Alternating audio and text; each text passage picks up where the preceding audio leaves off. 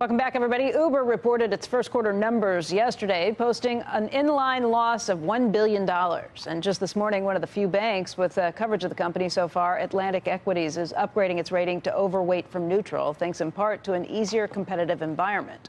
Joining us right now for more is Uber investor Bradley Tusk, the CEO of Tusk Ventures, and Dan Primack, who is Axios' business editor. Dan, your quick takeaway of what you thought, in line with what the street was expecting, maybe a little better, but still $1 billion loss.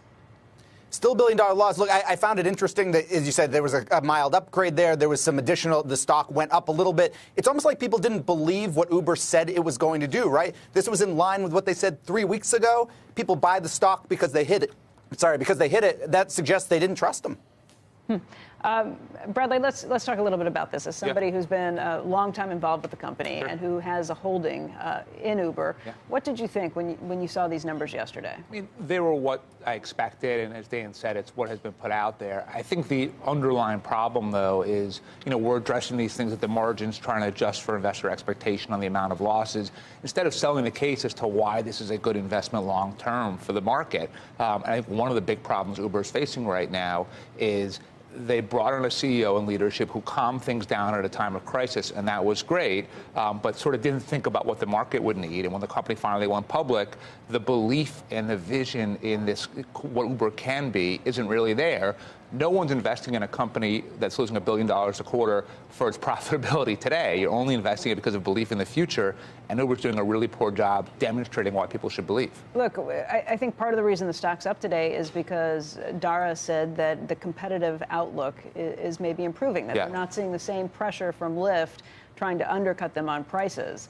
That's always been my question with this. Can this market, for any of these players, be a successful one if they are trying to undercut each other on pricing? Look, it's going to go one of two directions. So the best thing for both companies about them going public around the same time is that the driver subsidization war has to end, because the market won't tolerate it in the way that private investors did. So that's good because it reduces the losses and reduces the spend. On the flip side, you're going to have one of two problems. Either you will have fewer drivers on the platform, you're subsidizing them because you're trying to keep them there, you're not doing it just to be nice. So that means wait times go up, which means people may use Uber or Lyft less, or you'll have to raise prices to make up for it. So either way, it reduces some of the pressure on the company, but then it poses a new challenge they haven't yet dealt with. Which is maybe, Dan, what we saw. Oh, go ahead. Yeah, I was going to add to that. The other piece of that, though, is when you hear Uber on the conference call, they're talking about Uber Eats as their big growth, right? Ride-hail the growth has slowed down.